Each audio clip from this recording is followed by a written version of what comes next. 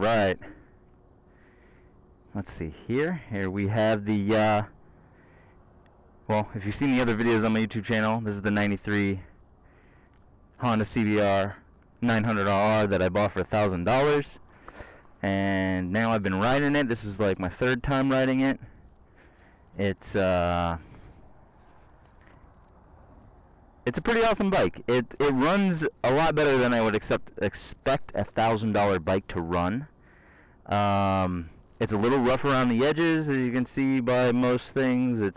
I think it was probably taken care of earlier on in its life, and then the last couple of owners before me probably didn't take good care of it, because the thing is, it's got 46,761 miles on the odometer.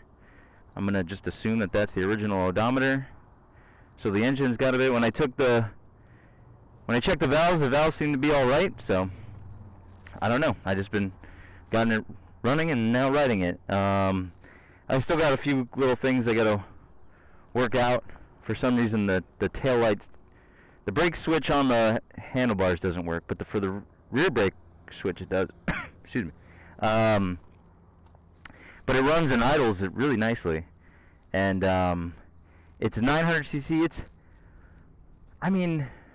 These bikes were, I guess, really powerful in the day. It still feels like it's got more than enough power, but it's very manageable because you really have to get in the RPM range to actually make it so that it's unmanageable, I guess, or that's where most of its power is high up in the RPM range, because it does have a like an 11,000 RPM red line on the tack there.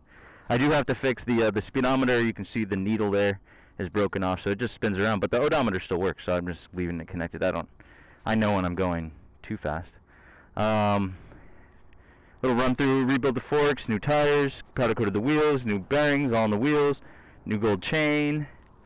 I cut the fairing. I don't think I'm gonna put the fairings back on the bike. My idea is to go with like how Yamaha has like an MT-07 or MT whatever 09. I want to do like a similar thing like this. So not necessarily a street fighter, but I want to pick the. I'm not going to take it to a track or anything. So I want to take and put the handlebars. There's this company in the UK that makes like a whole kit you can buy, that you can put just like a set of dirt bike style or I'll probably make my own handlebars. But yeah, for now I just cut the fairing back, so I could zip tie the wiring harness there to it. But I still have to make like a little bracket to hold that if I'm going to keep riding it like that. It doesn't seem too bad, but I don't know. I almost kind of like the way it looks with just that front fairing. And then my ultimate goal is I'm going to rebuild the tail section out of tubing to make it look cool, because this was all covered by a fairing, but I'm not going to use that fairing, so I want to make it. And then the aluminum subframe they have here is, you could tell that they made it so that it didn't have to look good. And then I have to recover the rear seat. This I just took all the foam and padding out because it was like torn from the sun. And I got these temporary but kind of cool taillight brackets holding it up. But it runs good, and we'll take it for a spin. That's the whole reason I'm doing this video, so we could take it for a spin. But yeah, other than that, it's a nice bike, and it starts and idles no problem, even after sitting for a while. Hasn't sprung any leaks yet that I know of. But yeah, let's quit yammering. Get out there on the road. I have this little like S section here that's kind of nice to ride on, so we'll do that. It seems like a lot of traffic. It is a Tuesday, so there's a lot of business traffic. But you can see it starts right up. All the lights work and everything, which is nice. So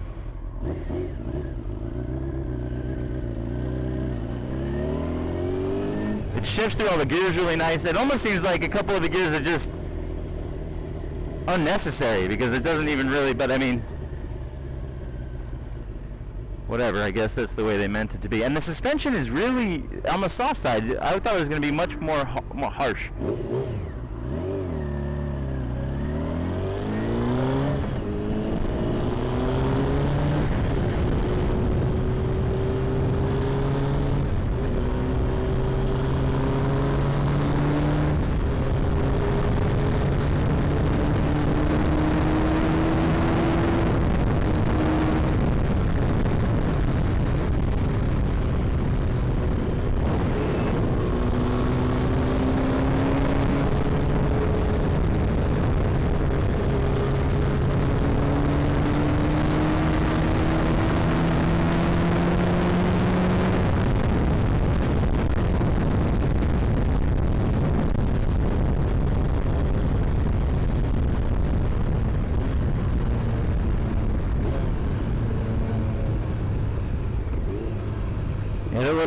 bit last there was a little bit of wide open in 6th gear, but there's a CHP right there, so I'm just gonna chill out. But yeah, I mean, you can see it runs good, really good.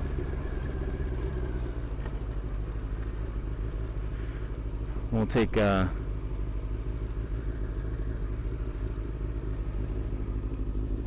go up this hill here, and I'll take advantage of the fact that this truck is in front of me, because usually sometimes when I sit at this light on a bike, it